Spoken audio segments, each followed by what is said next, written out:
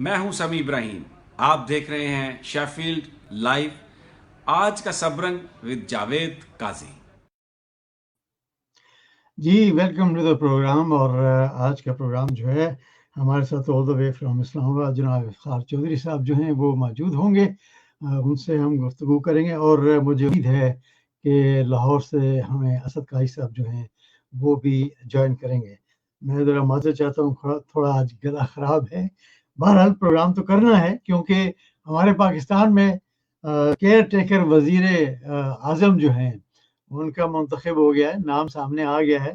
काकड़ कबीले से इनका ताल्लुक है, बलूचिस्तान से।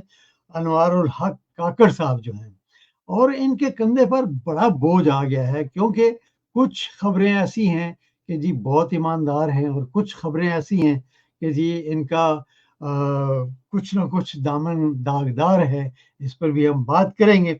और क्या ये 90 डेज में इलेक्शन करवा सकेंगे या नहीं, ये एक बहुत बड़ा सवाल है और इनके कंधे पे ये एक बहुत बड़ा बोझ भी है।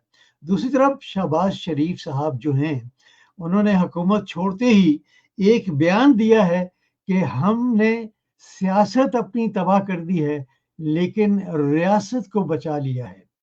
तो जनाब शहबाज शरीफ साहब, आप, फजल रहमान साहब, बिलावल भुट्टो साहब और जनाब फजल रहमान साहब जो हैं वो महंगाई मार्च करके इमरान खान की हुकूमत को गिराना चाहते थे।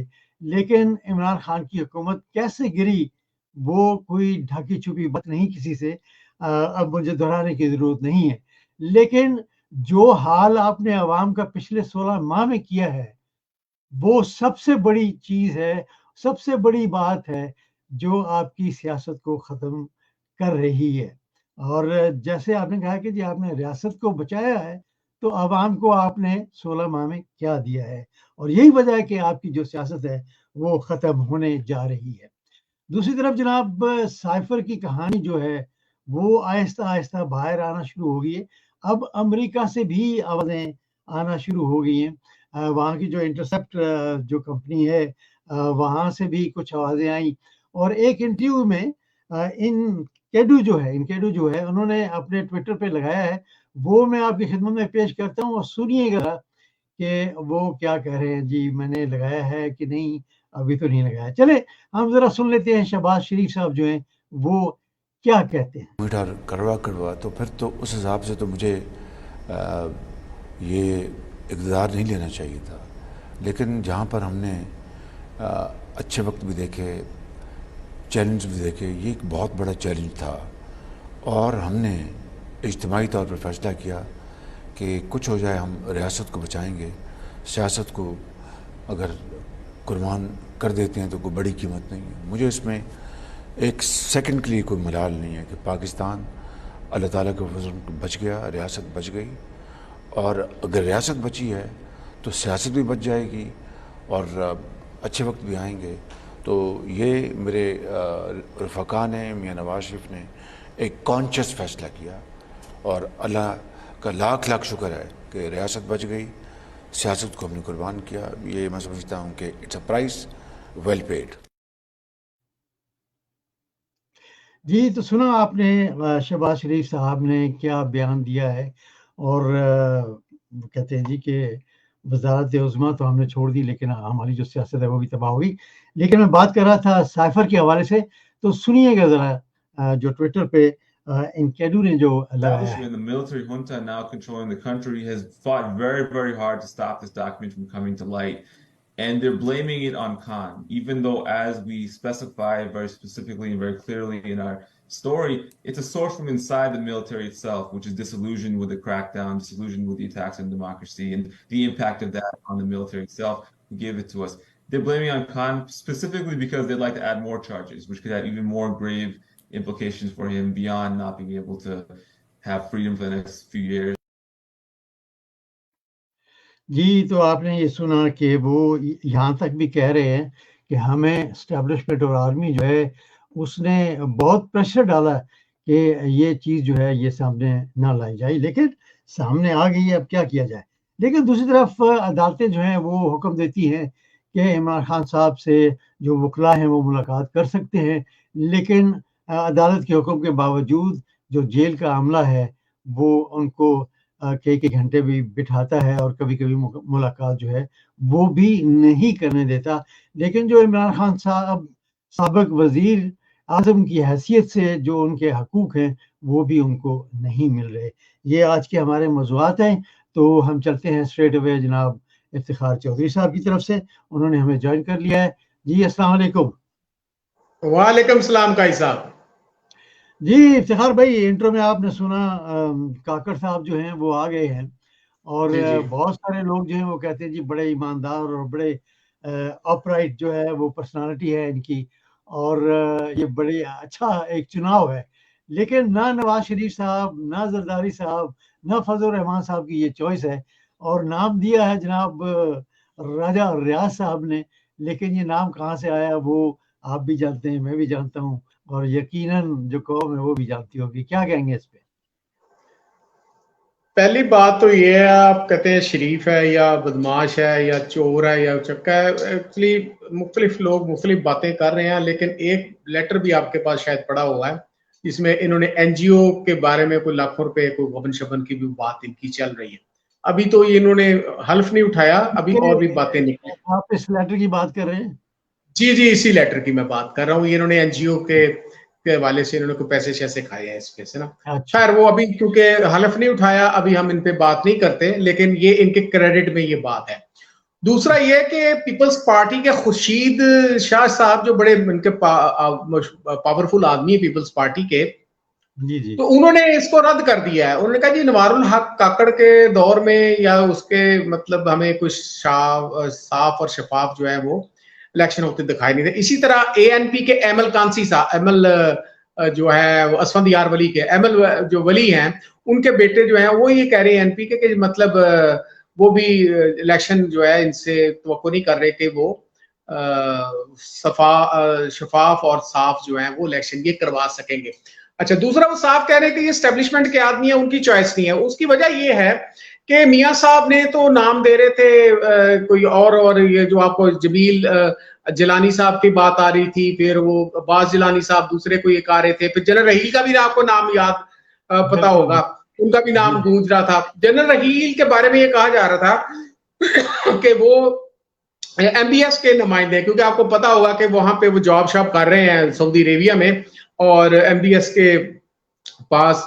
और ये एमबीएस जो है वो आपको पता है कि चाइनीज जो स्ट्रेटेजिक अलायंस बना है जिसमें चाइना, ईरान, केएसए और अरब वर्ल्ड है, टर्की भी इसमें शामिल है, रशिया भी इसमें शामिल है, वो उनके नुमाइंदे गिने जाते हैं। जबकि जमील जो जिलानी साहब जो थे वो उनके बारे में ये कहा जा रहा था कि वो अमेरिकन, क्योंकि अमेरिका में आखिर सफीर वो रहे हैं जलील अब्बास जिलानी साहब, तो वो फिर जाहिर है कि उनके बारे में ये कहा जाता है कि अमेरिकन ब्लॉक के वो कंसिडर किए जा रहे थे। तो एस्टेब्लिशमेंट में मेरा ये ख्याल है कि ना वो चाइनीज ब्लॉक का वो बंदा रखा गया है, ना कोई अमेरिकन ब्लॉक का बंदा रखा गया। इन्होंने प्योरली एस्टेब्लिशमेंट ब्लॉक का बंदा रखा है, ठीक है ना। क्योंकि अभी राजा रियाज साहब ये फरमा रहे थे कि जनाब ये जो इलेक्शंस होने हैं, पहले तो वो मेरी चॉइस है। आप अंदाजा करें एक बंदा जो अंग्रेजी के कुछ लफ्ज नहीं बोल सकता, वो भी आपके पास वीडियो मौजूद है, शर्म आती है उस बात को देखकर। और वो बंदा जो है वो अपोजिशन लीडर है। और फिर दूसरा वो शहबाज शरीफ साहब को कहते हैं वो लिफ्ट नहीं करा रहा 2 दिन से, ठीक है ना। वो कह रहा है कि मैं चाहे इसको पता भी नहीं होगा। ये भी सामने बातें आ रही हैं, एक दूसरे को मिलते हैं तो कहते हैं कोई नाम शाम ढूंढा कि नहीं। नहीं, जाहिर है कि नाम इन्होंने थोड़ी देना था, नाम तो देना था उन्होंने अपना एस्टेब्लिशमेंट ने देना था, क्योंकि ये एस्टेब्लिशमेंट का ही बंदा समझा जा रहा है, ठीक है ना। और 2013 में वो नून लीग में थे, फिर इन्होंने छोड़कर ये सेनेटर थे बने, फिर वो सेनेटर के बाद ये बाप पार्टी बनाए थे, इसमें ये को फाउंडर थे।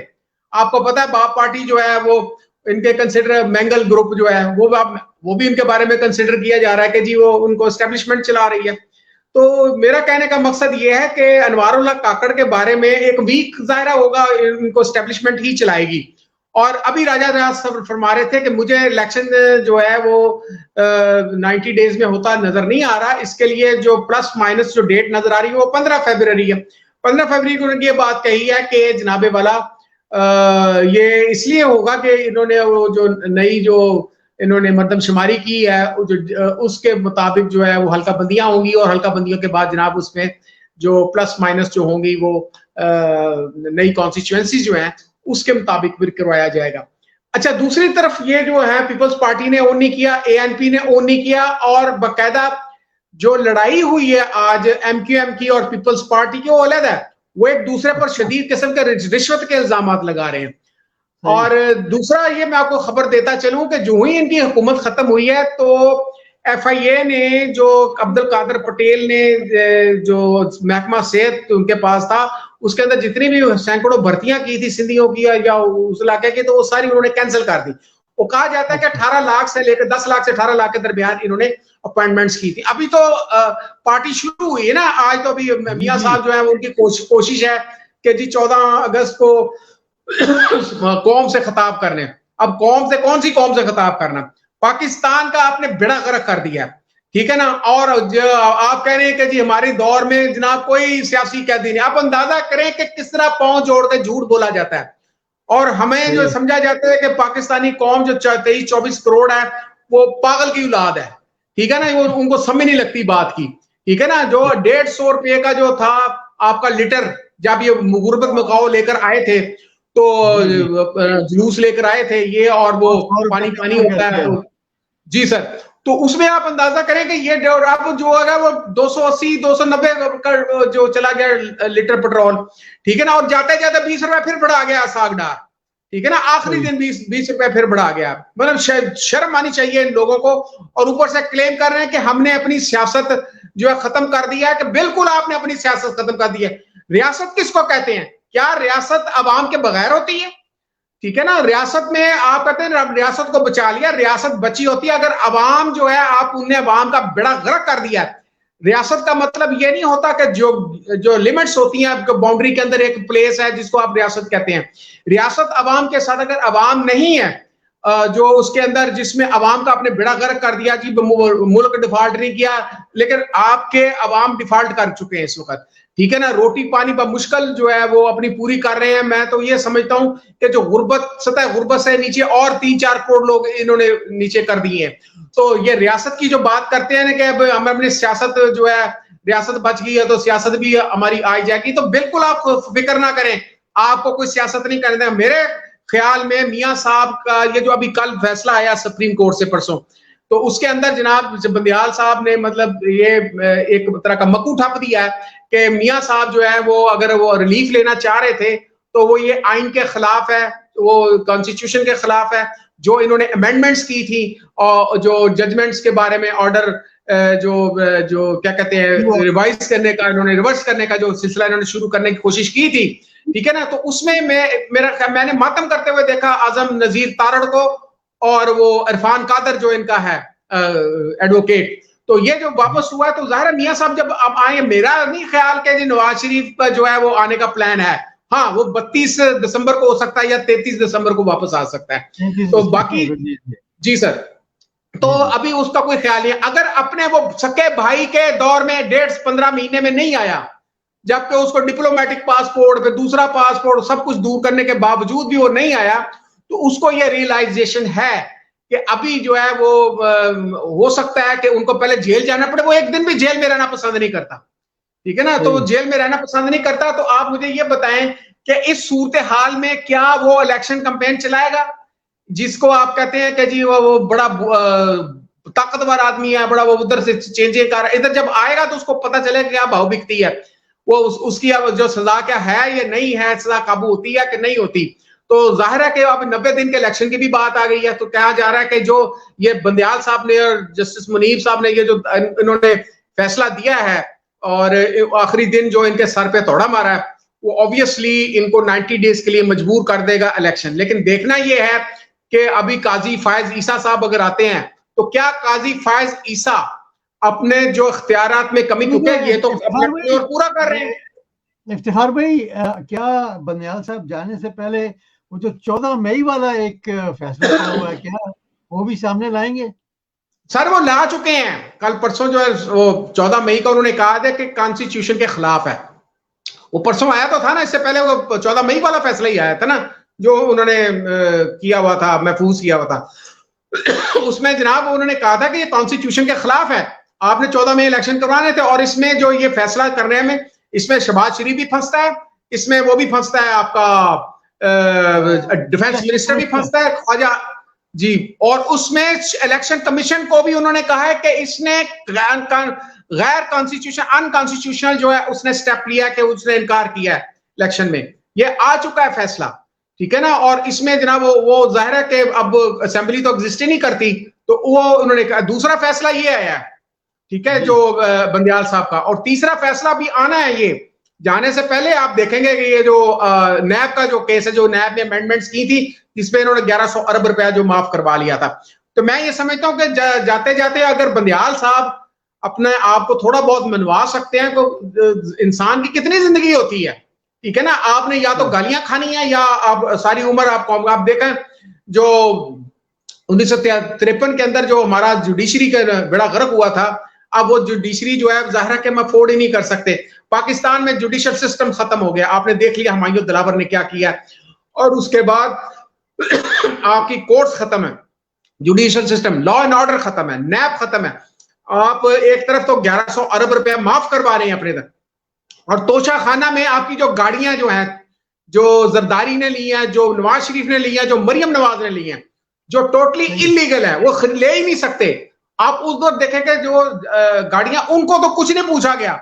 ये घड़ी जो है उसने 50% वो जमा करवाने के बावजूद भी वो जनाब उसको इमरान खान को सजा दे दिया, जबकि उन्होंने कहा कि जनाब मैं अपने गवाहान पेश करना चाहता हूं, उसको गवाह पेश करने की इजाजत नहीं दी गई, ठीक है ना। तो और वो इसको तो इफ्तार भाई दिलावर साहब जो हैं वो तो अभी यहीं पर हैं, यूके में ही है, यहाँ।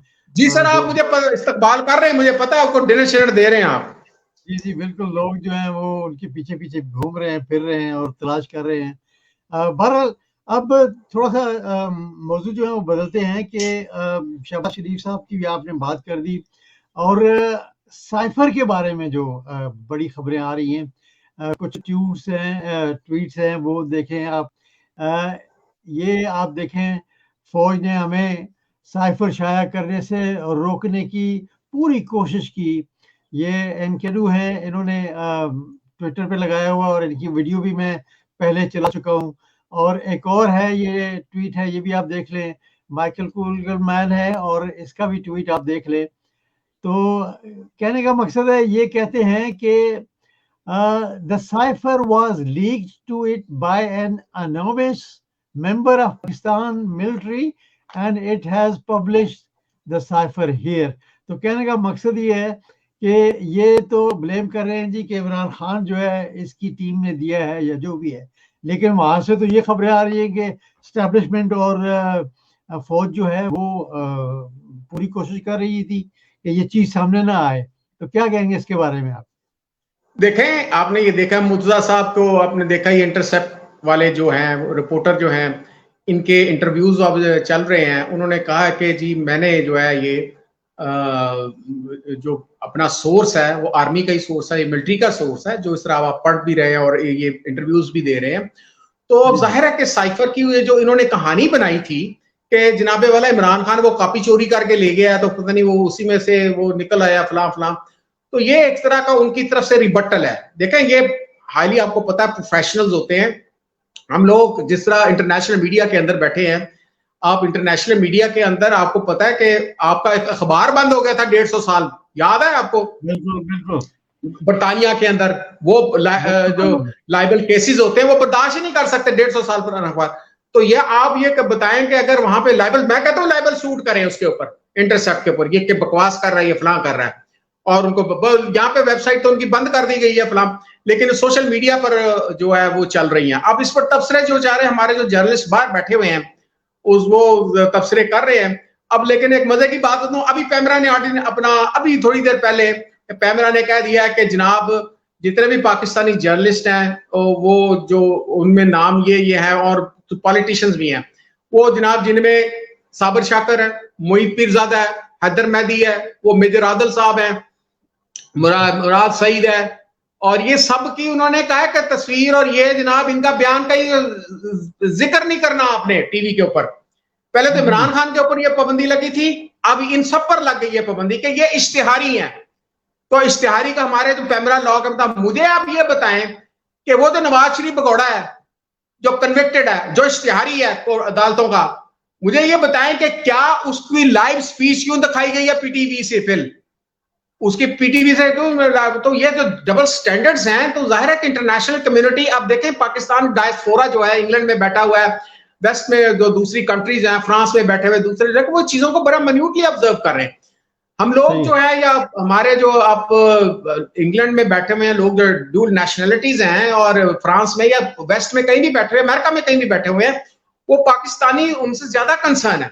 आप जो आखिरी दिन जो रियासत बचाने के लिए शहबाज शरीफ स्टेटमेंट दे रहे थे कि ओवरसीज पाकिस्तानी से मैं एक्सपेक्ट करता हूं, उनके लिए मुराद दी है इन्होंने कि जी उनको जनाब पैसे भिजवाएंगे तो ये मिलेगा, उनका ग्रीन जो चैनल खोल दिया जाएगा। आप उनको वोट का हक तो दे नहीं रहे, आप डिमांड कर रहे हैं कि जो आपको पैसे भिजवाएं।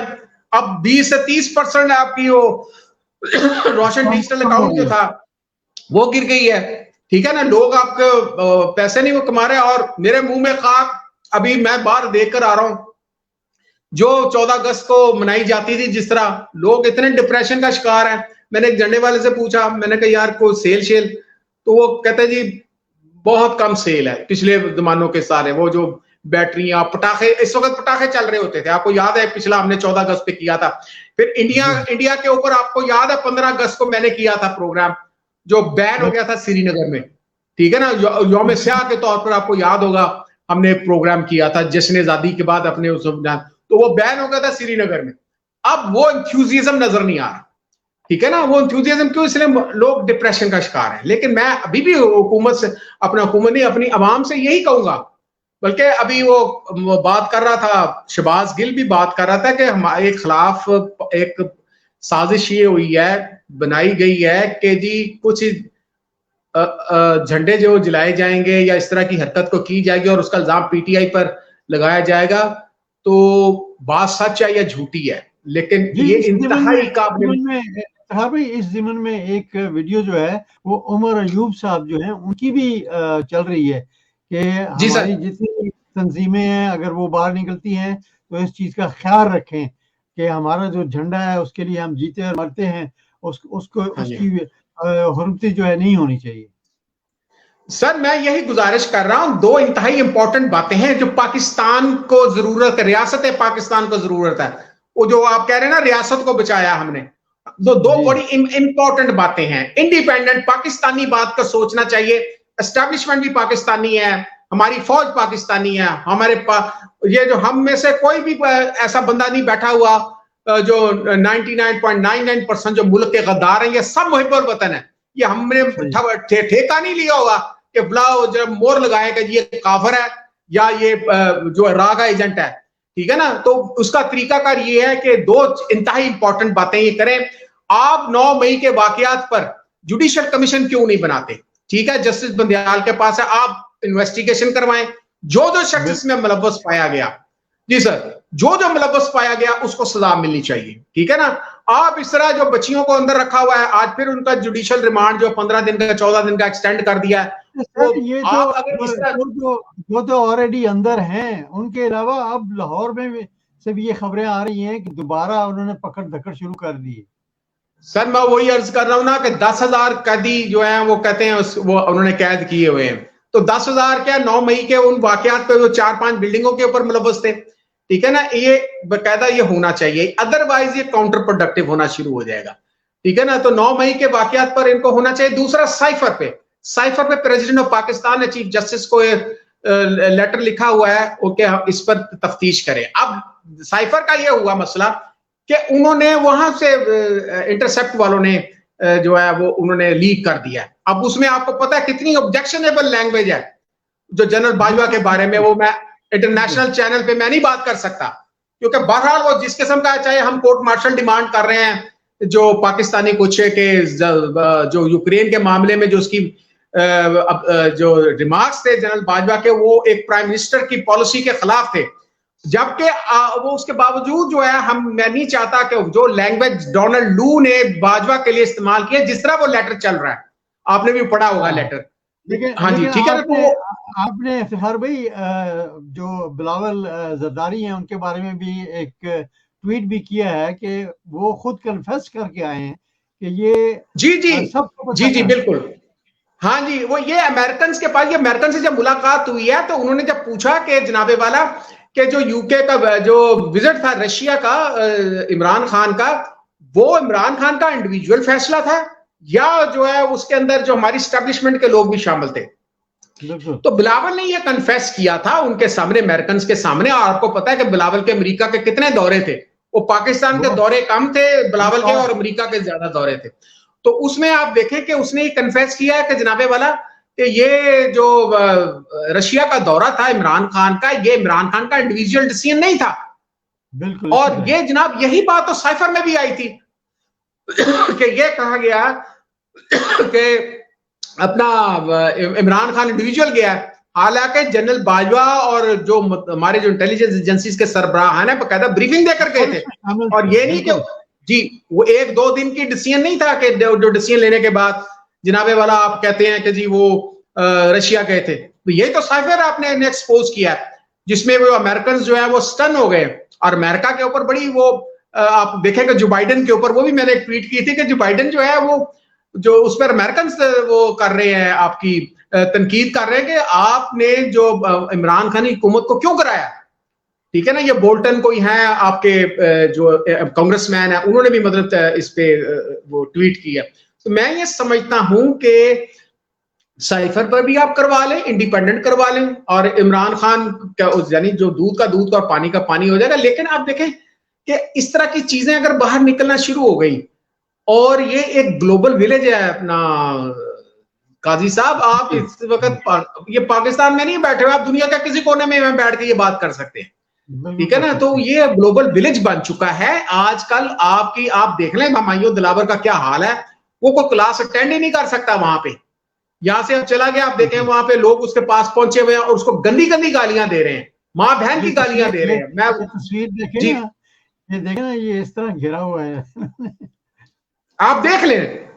मैं वही अर्ज कर रहा हूं ना कि ये आप इस तरह की मुझे बताएं कि हमारा कोई डिग्निटी जो इस किस्म की रजीम चेंज ऑपरेशन के साथ लिंक है या किसी वाले से गलत वर्डिक्ट देने के बाद है। और ये वर्डिक्ट वो है कि 24 करोड़ में से 23.5 करोड़ अवाम यही कह रहे थे कि ये आज सुबह आने लगा डिसीजन, वर्डिक्ट वही आने वाला लगा है और ये बात होगी। और इमरान खान को जनाब 12:30 जो है क्या कहते हैं उस डिसीजन आया और उसने 5 मिनट में 32 सफ़े लिख लिए हैं और 12:35 में इमरान खान को गिरफ्तार कर लिया। सही है। अच्छा, आप मुझे ये बताएं ना कि जाहिर है कि इस तरह की चीजें जो हैं, आप अगर इस तरह की बातें करके आज रियाज कह रहा है कि मुझे नहीं लगता कि बल्ले का निशान जो है इंतखाबी जो लिस्ट होगी उसके ऊपर ठप्पे लगाने वाला जो कागज है उसके ऊपर नहीं होगा, मुझे नहीं लगता। वो जी इसमें भी हो सकता, ये प्रॉब्लम है, ये प्रॉब्लम। आप अगर इमरान खान को इससे बाहर करते हैं, इलेक्शन से बाहर करते हैं, तो पहले बात है क्रेडिबिलिटी आपके इलेक्शंस की वो तो बिल्कुल खत्म। फिर जरूरत क्या है आपको इसी को कंटिन्यू करते हैं। लेकिन कहा यह गया है कहा यह गया है, थोड़ा सा प्रोग्राम को आगे बढ़ाते हैं। अदालत का हुक्म होता है कि जो वकला हैं वो इमरान खान साहब से मिल लेते हैं, मिले, लेकिन वो जाते हैं वहां पर जो जेल के हकाम हैं वो उनको बिठाए रखते हैं और कभी मिलने देते हैं, कभी नहीं मिलने देते। उनके जो हकूक हैं एज बीइंग साबिक प्राइम मिनिस्टर वो भी उनको नहीं दिए जा रहे। और दूसरी तरफ अदालत जो चीफ जस्टिस हैं आमिर फारूक साहब, वो कभी बीमार हो जाते हैं और कभी मुकदमे की तारीख जो है वो देर से देते हैं। इसके बारे में आपका क्या ख्याल? देखें, मैं यही कहता हूं कि अगर हमारी अदलिया डिसीजन जो वर्डिक्ट जो हैं लॉ के मुताबिक दे, ठीक है, मैं जजों का एहतराम करता हूं, मैं अपनी आर्मी का एहतराम करता हूं, मैं पाकिस्तानियों का एहतराम करता हूं, ठीक है ना। तो आमिर फारूक साहब जो हैं उनको चाहिए था, क्योंकि ये जो है आपकी सजा है 3 साल से या 3 साल से कम, इवन 7 साल और या उससे भी कम जो सजाएं होती हैं, वो जो लोअर कोर्ट यानी अगर कोई वर्डिक्ट देता है, मतलब एडिशनल सेशन जज देता है, वो अगली जो एफिलेट वो बेलेबल होती है, ठीक है ना। वो पहली बेलेबल है तो उसको स्टे दे दिया चला जाता है।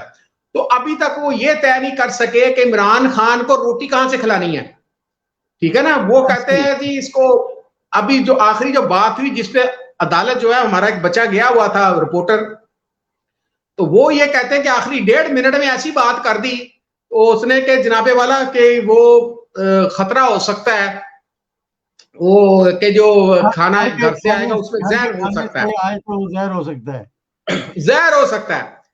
तो वो ये जो पंजोता साहब है, जो उनके जो वकील है, उन्होंने ये कहा कि ये किसने कहा है कि आपको जो अदालत या दाल पकती या जो भी पकती है, वो जिस डीएसपी के सिक्योरिटी क्लियरेंस के साथ वो खाना इमरान खान को दिया जाता है, क्या आप ये गारंटी जो है रिटर्न दे सकते हैं, हलफनामा अपना, कि अगर इमरान खान जो है इस खाने की वजह से अगर उसको कुछ पॉइजनिंग हुई या कोई इस तरह का मसला हुआ, तो आपके इसको इमरान खान की जान अगर खुदा ना खास्ता जाती है तो उसका पर्चा जो है वो आप पर हो, तो पूरे अदालत के अंदर वो स्टन वो बिल्कुल हो गए कि ये क्या हो गया, ठीक है ना। तो वो इस बात को कैसे गारंटी दे सकते हैं?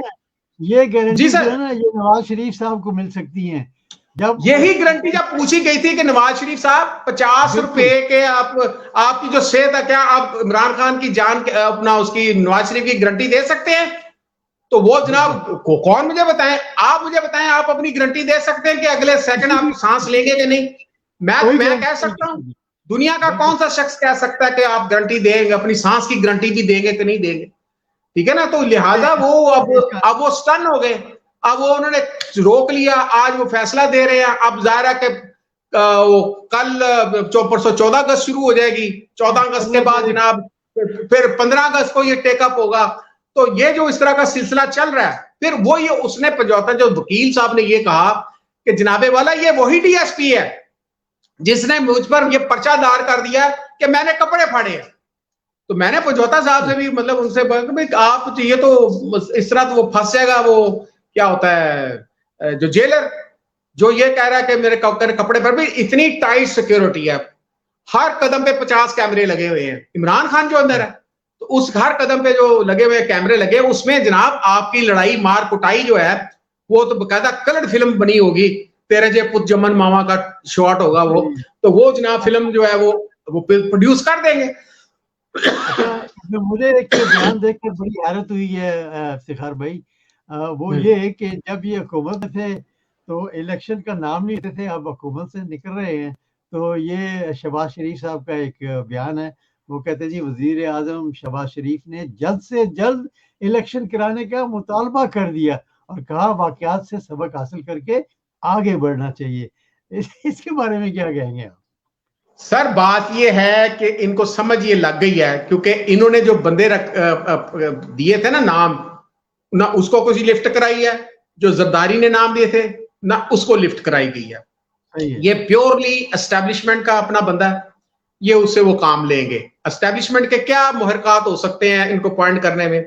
बलूचिस्तान का एक तो आपको पता है कि एस्टेब्लिशमेंट ने ये कहा था, अभी जो ये जो इकोनॉमिक फैसिलिटेशन की जो बात हो रही थी कि जनाबे वाला वो रेकोर्डिक्ट, वो सोने की जो काने हैं रेकोर्डिक्ट की, वो सैंडक की, और जो प्रोजेक्ट चल रहे हैं जो ग्वादर में जो सी पैक, ये सारा, तो ये वहां पे वो एक ऐसा बंदा जो चाहिए था जो इस प्रोजेक्ट को, अब मुझे नहीं पता ये प्रोजेक्ट कैसे चलेगा, ठीक है ना। तो जाहिर है उसके लिए आपको प्रोफेशनल्स उसकी जरूरत होती है। अगर आप मुझे लगाएंगे सर्जन तो मैं पानी के टीके लगाऊंगा ना आपको, तो जाहिर है ना आपको नुकसान होगा ना आपको फायदा होगा, तो पानी के टीके लगाऊंगा अगर मुझे सर्जन मुकर्रर कर दें आप। तो लिहाजा ये जो इनको लगाया गया है ये तो एस्टेब्लिशमेंट ने अपना कहा, और एस्टेब्लिशमेंट ने जो काम होना है वो उसी टाइम फ्रेम के अंदर करना है। अब मुझे नहीं लगता कि नवाज शरीफ आएगा इसमें, क्योंकि ये जो आप डिसीजन आया है जस्टिस बंदयाल का और 3 रुकनी बेंच का, जिसपे ये मातम कर रहे हैं तारड़ साहब और दूसरे, और ये कह रहे हैं कि ये हम वापस करवा लेंगे जब फायज ईसा साहब आएंगे। तो अब जाहिर है उसके लिए कॉन्स्टिट्यूशनल अमेंडमेंट होती है, क्योंकि उन्होंने फैसले में ये लिखा गया है कि जनाबे वाला आप लोग जो इख्तियारात हैं उसके अंदर जो सुप्रीम कोर्ट के हैं, जुरिस्डिक्शन आर्टिकल कार्बन 68 है, जिसके तहत जनाबे वाला आप जो सुप्रीम कोर्ट के लॉ मेकिंग है वो अगर आप करना चाह रहे हैं तो वो 2/3 मेजोरिटी के साथ होता है, कॉन्स्टिट्यूशनल अमेंडमेंट होती है, बिल के जरिए अपनी ये हरकत कर सकते हैं, ठीक है। और जो लॉ जो फ्रेम करते हैं रूल्स एंड रेगुलेशन, वो सुप्रीम कोर्ट खुद अपना करती है इस तरह। और दूसरा जो है वो पार्लियामेंट का काम नहीं है कि इंटरफियर करे इसके अंदर सुप्रीम कोर्ट की लॉ मेकिंग के अंदर फलां कि इस तरह 184(3) के साथ फलां।